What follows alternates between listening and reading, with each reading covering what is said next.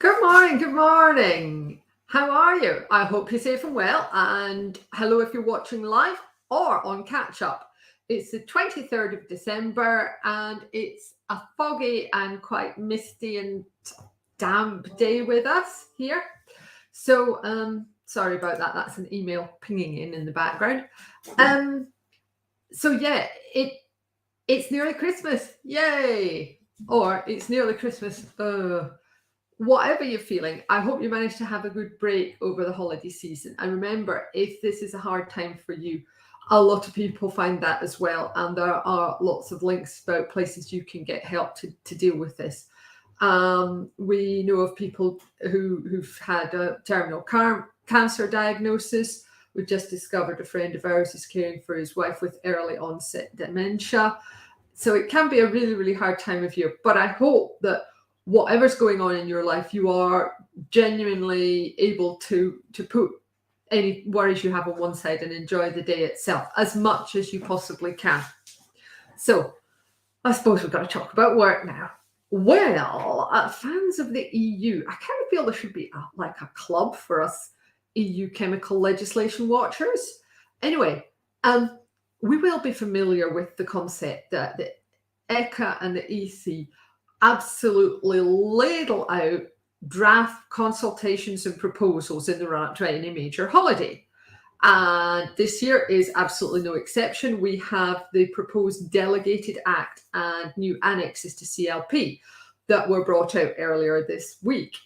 Shout out to Aaron McLaughlin of Fleischmann Hillard, who predicted it would be published on the 19th of December. Aaron, you were quite right, and thank you for keeping us up to speed with that one.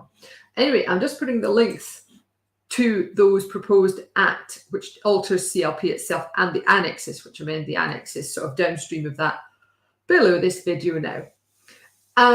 Now, the consultation itself is open until February, I think it is.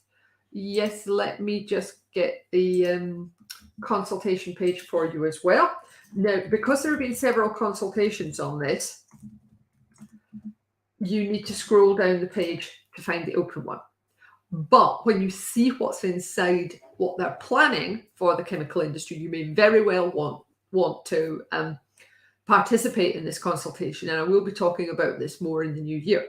But basically, I think most people in the chemical industry have heard there's going to be some new hazard classes. We've got PBT, VPVB being brought in, an environmental equivalent PMT, VPVM, but also endocrine disruptors for both health and environment. So that's like 4 new hazard classes. And everybody knows about that. And they're like, oh my God, how's this going to work? Blah, blah, blah. Yeah, but the real kicker, I think, in this proposal is actually something that's going to affect every single label in the EU that's under CLP, because they're proposing to alter the format of the labels and put minimum font size and minimum size between the lines of text. And when you actually try and put that on, say, an A4 label, the size of thing you'd have on an IBC with a dual transport and CLP thing, you can't fit all the information in on, you can't get the P statements on, for example. So that, I think, is going to be really, really concerning to many, many companies across the whole of the EU or selling into the EU. And I think we're probably going to go into this in more detail again in the new year. But have a look at that yourself if you're a bit bored over the Christmas holidays and see what you think, because we are absolutely horrified that this is being brought in sort of under the radar while everybody's going, oh my God, the new hazard classes, this is sneaking in. And actually, it's going to be a lot harder. As Ali, my colleague, said, whoever has drafted this has never had to actually compile a chemical label in anger in their life. And of course, the example they give only has 3 hazard statements. What happens when you've got 8 or 9 or more? That, answer came there, none. So do please take a look at that and see what you think when you have time. So, reasons to be cheerful. If you're a regular watcher, you may know we've been doing Harry and Paul Dragon's Den. And I'm going to finish our little series on that with Harry and Paul, Lord Sugar meets Dragon's Den. I'm just going to put the link below this video now as usual. I thought it was a great one to end our little mini series with. So that's it for most of the working year, or although I will be back again next Friday just before New Year to update you in case there's anything else happening in the meantime, because with the EU in particular, you never really know.